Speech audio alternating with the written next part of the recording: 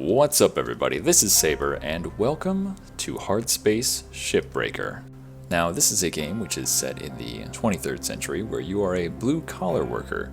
Now what does a blue-collar worker do in the 23rd century? Well, mostly you try and stay alive. Also, you get to tear apart spaceships, or break apart spaceships, and salvage them for all their goods. So this is a game which came out in early access about 8 days ago from the time of recording this. And I am in love with it. I am absolutely in love with it. See, I come from a long line of steel workers, blue-collar workers in general, but people who have to use the tools and objects around them in a given space to complete the work at hand. And this game does exactly that, in space. So basically, it's like they made it for me, which is amazing. The things that will be possible with this game, assuming that things continue to go well, which all indications point to yes for that. But this game has built up a very solid foundation. Now, a lot of times you get an early access game where you say, oh, well, there's obviously a ton of bugs, early access, it's expected. Or, oh, there's issues with like fundamental core parts of a game. I haven't really found that in this game yet. There is a degree of polish even to the base foundation, which helps establish an entire world of this sort of lore of it's the 23rd century. If you look down at the Earth from orbit, you can see Earth is in a bad state. Florida is gone. Sorry, Florida. The rainforests are on fire. Everything's bad down there. And that's kind of the premise of the whole game, is that you had to leave. Bills were stacking up. Life was not good for you there. And so you leave, you go to work in space, and it turns out it costs a lot of money to not only go to space, but also have this Lynx Corporation, which is who you're working for, take you there. So when you arrive, you are about $1 billion in debt. So pretty much you're a slave. Basically, that's the situation. It's a job, but also they own and control your DNA. So that means that if you die, which might happen every once in a while in this game, that means you get to come back as a clone.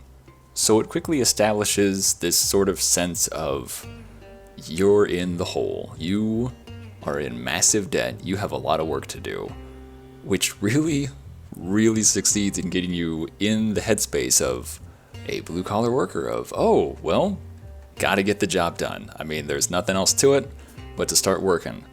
And that really, that's one of the little things that really stands out to me, is that this game does such a good job of getting you in the headspace of being a blue-collar worker. And that's having been one myself. I don't know if it works for everybody. I know some people have talked about how things seem a little tedious, or how they're worried about the timer.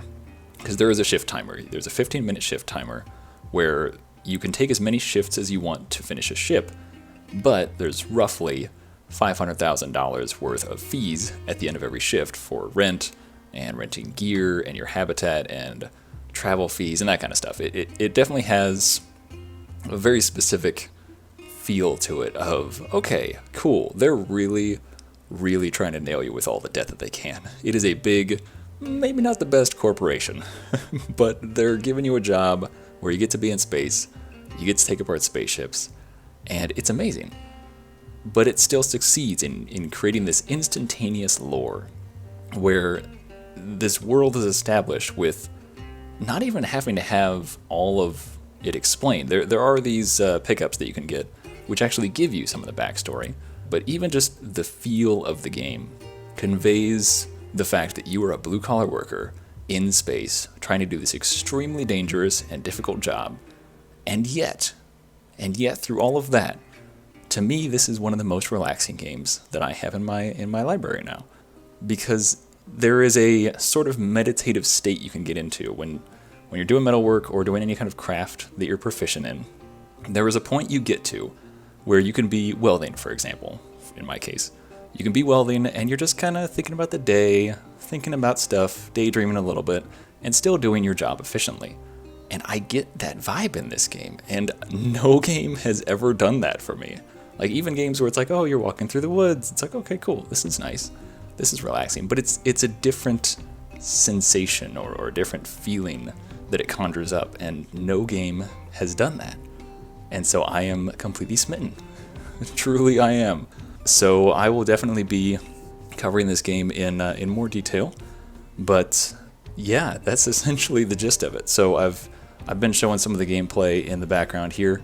I originally was going to do an entire 15-minute segment of me going through one of the ships in one shift, which is entirely possible.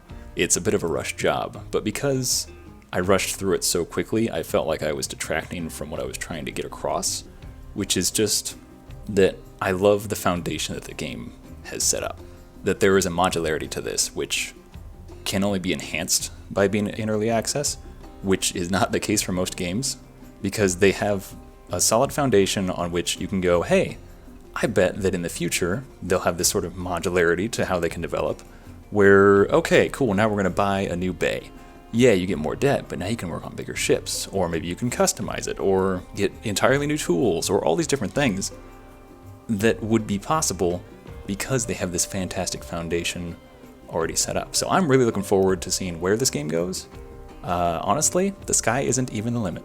That's sort of my takeaway from it, and I'm really looking forward to seeing how well it does. So that is going to be it for me, but I wanted to share this with you because I'm very excited about this. Not just because it's a fun game, it's a cool concept and has a lot of promise, but also because it will allow me to be able to teach people a little bit more, even in a game that isn't entirely realistic. The premises are there for sort of a realistic foundation, but it's not entirely realistic, but I can still use it to sort of teach people about, hey, spacewalking and EVAs and metalwork in general, all these kind of things. And so it's got me very excited. So I will definitely be covering more of it, but for now that'll be all for me. So thank you all for watching, and I will see you next time.